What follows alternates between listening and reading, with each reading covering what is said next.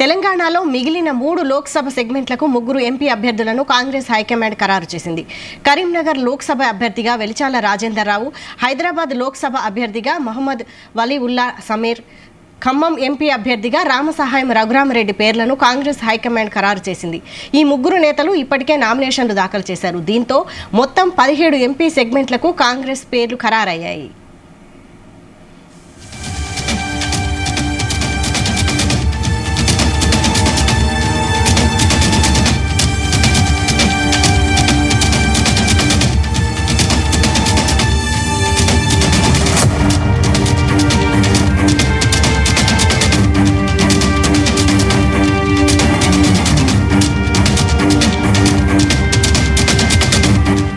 తెలంగాణలో మిగిలిన 3 లోక్సభ సెగ్మెంట్లకు 3 ఎంపీ అభ్యర్థులను కాంగ్రెస్ హైకమాండ్ ఖరారు చేసింది. కరీంనగర్ లోక్సభ అభ్యర్థిగా వెలిచాల రాజేందర్ రావు, హైదరాబాద్ లోక్సభ అభ్యర్థిగా మహమ్మద్ వలీవుల్లా సమీర్, ఖమ్మం ఎంపీ అభ్యర్థిగా రామసహాయం రఘురామరెడ్డి పేర్లను కాంగ్రెస్ హైకమాండ్ ఖరారు చేసింది. ఈ 3 నేతలు ఇప్పటికే నామినేషన్లు దాఖలు చేశారు. దీంతో మొత్తం 17 ఎంపీ సెగ్మెంట్లకు కాంగ్రెస్ పేర్లు ఖరారయ్యాయి.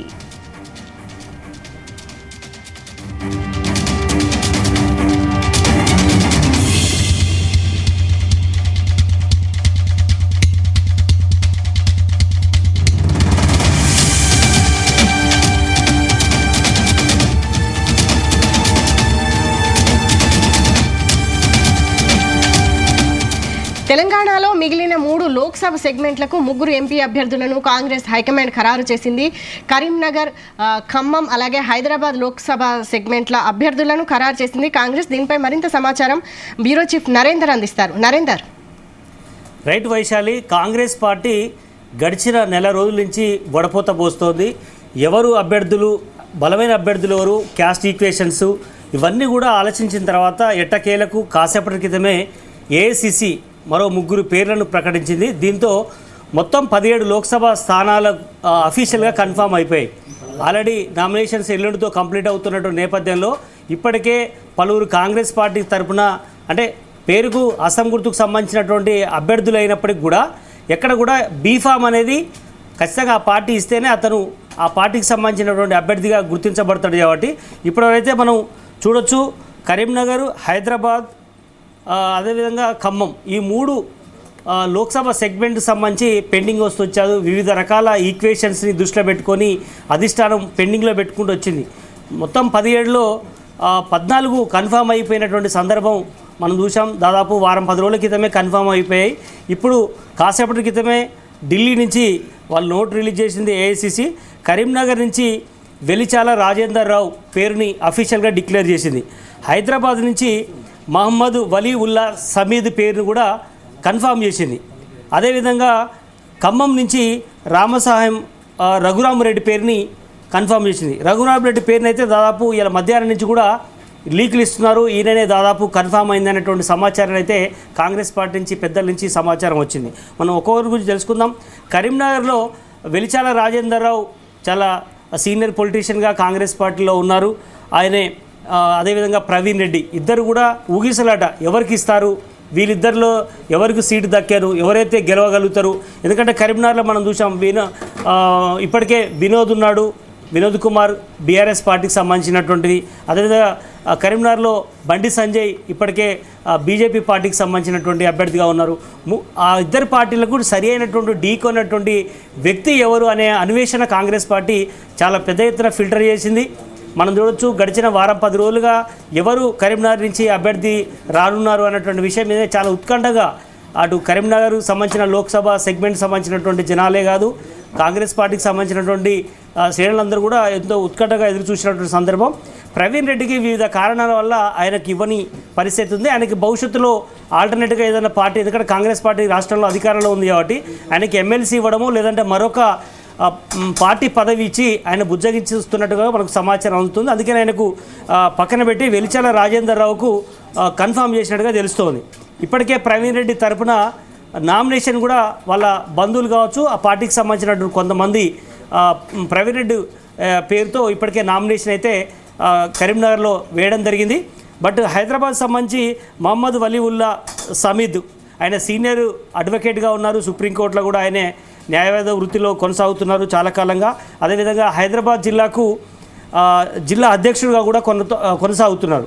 బట్ ఆయన పార్టీని నమ్ముకొని చాలా కాలంగా కాంగ్రెస్ పార్టీలో ఉన్నారు. హైదరాబాద్లో ఆయనకంటూ ఒక స్థానం అయితే ఉంది కనుక హైదరాబాద్లో ఎవరు నిలబెడతారు అన్నటువంటి ఉత్కంఠ కూడా పెద్ద ఎత్తున అందరినీ, ఎందుకంటే ఒక పక్క హైదరాబాద్లో మొదటి నుంచి పట్టున్నటువంటి ఎంఐఎం వ్యక్తి నిలబడుతున్నటువంటి సందర్భం. అదే సమయంలో వాళ్ళు కంచుకోటగా ఉంది, ఎంఐఎంకు అడ్డగా ఉంది కనుక వాళ్ళకు అపోజిట్ ఎవరు నిలబడతారు అనే దాని మీద కాంగ్రెస్ పార్టీ పెట్టే అభ్యర్థిని బట్టే అటు బీజేపీ అభ్యర్థికి ఎన్ని ఓట్లు వస్తాయి, ఎంఐఎం ఓడిపోతుందా, ఎంఐఎం గల గెలవస్తే ఎంత మెజార్టీతో గెలవగలుగుతుంది, ఇట్లాంటి ఈక్వేషన్స్ అన్నీ కూడా కాంగ్రెస్ అభ్యర్థి ఎవరు ఉండబోతుందన్న దాని మీదనే అందరు ఎదురు చూశారు.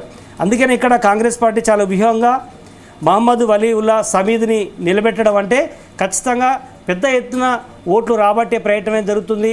కనుక ప్రతి లోక్సభ సెగ్మెంట్లో కూడా ఖచ్చితంగా మేము పోటీలో ఉన్నామని చెప్పే ప్రయత్నం అయితే చేసే అవకాశం ఉంది. కనుక ఇక్కడ నిలబడుతున్నటువంటి ఎంఐఎం క్యాండిడేట్కు అదే సామాజిక వర్గానికి సంబంధించినటువంటి మైనార్టీ, ముస్లిం మైనార్టీకి సంబంధించినటువంటి వ్యక్తినే కాంగ్రెస్ పార్టీ నిలబెట్టింది కాబట్టి ఖచ్చితంగా మేము హిందూ క్యాండిడేట్ని పెట్టి అది బీజేపీని గెలిపించడానికో ఇంకోటో కాదు, ఎంఐఎంకు మీ లోపాయికారు ఒప్పందం కాదు అని చెప్పే ప్రయత్నం అయితే ఖచ్చితంగా కాంగ్రెస్ పార్టీ అయితే చెప్పే ప్రయత్నం చేస్తుంది. అందుకనే ఇక్కడ వలీవుల్లా సమీద్ని నిలబెట్టడం ద్వారా ఖచ్చితంగా మేము ఎంఐఎంకు దోస్తీ కాదు అనేటువంటి ఇండికేషన్ అయితే కాంగ్రెస్ పార్టీ పంపించినటువంటి సందర్భం అయితే కనిపిస్తోంది. అందుకని అక్కడ హిందూ పెట్టకపోవడం కారణం కూడా ఇదే ఉండొచ్చు. అందుకని ఇక్కడ మాధవీలత కూడా బీజేపీ నుంచి ఉంది, గట్టి పోటీ ఇస్తున్నట్టుగా కూడా ఇప్పటికే సోషల్ మీడియాలో వినపడుతున్నటువంటి మాట. ఆమె పెద్ద ఎత్తున పదునైనటువంటి భాషతో కూడా హైదరాబాద్లో ఇప్పటికే ప్రచారం చేస్తోంది. కనుక వన్ సైడ్ అనే ఫీలింగ్ కాకుండా ఖచ్చితంగా ఇప్పుడు మైనార్టీకి సంబంధించినటువంటి వ్యక్తినే కాంగ్రెస్ పార్టీ పెట్టింది కాబట్టి ఇప్పటికే బీఆర్ఎస్ పార్టీ కూడా హిందూ క్యాండిడేట్నే పెట్టింది. కనుక చూడాలి అక్కడ ఎట్లాంటి ఇంట్రెస్టింగ్ ఫైట్ ఉంటుందో చూడాలి. ఇక ఖమ్మం విషయానికి వస్తే రామసాయం రఘురామ్ రెడ్డి పేరు అఫీషియల్గా కన్ఫర్మ్ అయింది. ఇక్కడే అసలు ఖమ్మం గురించి చెప్పుకోవాలి. ఖమ్మంలో ఉన్నటువంటి అభ్యర్థుల పేర్లు మనం ఎక్కడా చూడలే. 17 లోక్సభ స్థానాల్లో కాంగ్రెస్ పార్టీ పెట్టినటువంటి పేర్లు ఏదైతే ఉన్నాయో దాదాపు సోనియా గాంధీ ఫస్ట్ వినపడింది నోటిఫికేషన్ వచ్చిన సమయంలో, దాని తర్వాత రాహుల్ గాంధీ పేరు వినపడింది, రీసెంట్గా ఈ 2-3 రోజుల నుంచి ప్రియాంక గాంధీ పేరు వినపడింది. అంటే మొత్తం గాంధీ కుటుంబంలో 2-3 పేర్లు ఖమ్మం లోక్సభ పేరు నుంచి వినపడ్డాయి. ఇక గాంధీ ఫ్యామిలీ పక్కన పెడితే అక్కడ బట్టి విక్రమార్క భార్య పేరు నందిని పేరు వినపడింది, అదేవిధంగా ప్రసాద్ రెడ్డి ఆ పేరు వినపడింది. అదే సమయంలో ఇట్లా చాలా పేర్లు వినపడతాయి. రాయి నాగేశ్వరరావు పేరు వినపడింది. ఇట్లా 7-8 పేర్లు ఖమ్మం జిల్లా కాంగ్రెస్ పార్టీకి సంబంధించినటువంటి దాంట్లో పెద్ద ఎత్తున వినపడింది. ఎట్టకేలకు ఏఐసిసి అయితే రఘురామ్ రెడ్డి పేరునైతే అయితే అఫీషియల్గా కన్ఫర్మ్ చేసింది. ఇతను పొంగులేటి శ్రీనివాస్ రెడ్డికి దగ్గరి సన్నిహితుడిగా, బంధువుగా కూడా చెప్తున్నారు. కనుక ఆయన మద్దతు ఉండడం వల్లే టికెట్ రఘురామ్ రెడ్డికి వచ్చిందని కూడా మనకు అందుతున్నటువంటి సమాచారం. బట్ ఏదైనప్పుడు కూడా అక్కడ ఉన్నటువంటి మంత్రులు 3 కూడా ఇతనికి దగ్గరి వాళ్ళందరి బ్లెస్సింగ్స్తోనే రఘురామ్ రెడ్డికి టికెట్ వచ్చిందనేటువంటి సమాచారం అయితే అందుతుంది. చూడాలి రఘురామ్ రెడ్డికి టికెట్ ఇవ్వడం వల్ల కాంగ్రెస్ పార్టీ ఖచ్చితంగా అక్కడ గెలవడానికి అందరినీ ఒప్పించిన తర్వాతనే ఈయన పేరుని కన్ఫర్మ్ చేసినట్టే తెలుస్తుంది. ఏదైనప్పుడు కూడా ఇప్పటికే మనం ఇంట్రెస్టింగ్ ఏంటంటే ఖమ్మం జిల్లాలో రాయి నాగేశ్వరరావు ఇప్పటికే నామినేషన్ కూడా వేసినట్టు కూడా సమాచారం అందుతుంది. రఘురామ్ రెడ్డి కూడా వేశాడు. బట్ ఏదైనప్పుడు కూడా బీఫాము ఎవరికి ఇస్తే పార్టీ చేతి గుర్తు, హస్తం గుర్తు లభిస్తుంది కాబట్టి అఫీషియల్గా ఇప్పుడైతే కాసేపటి క్రితం ఫైనల్ చేసింది.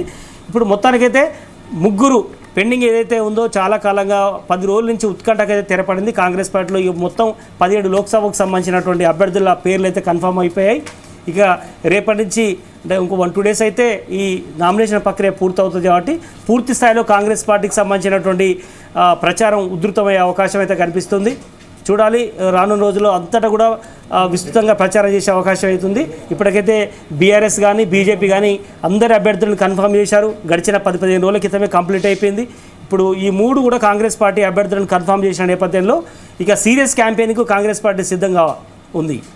Right, thank you Narender.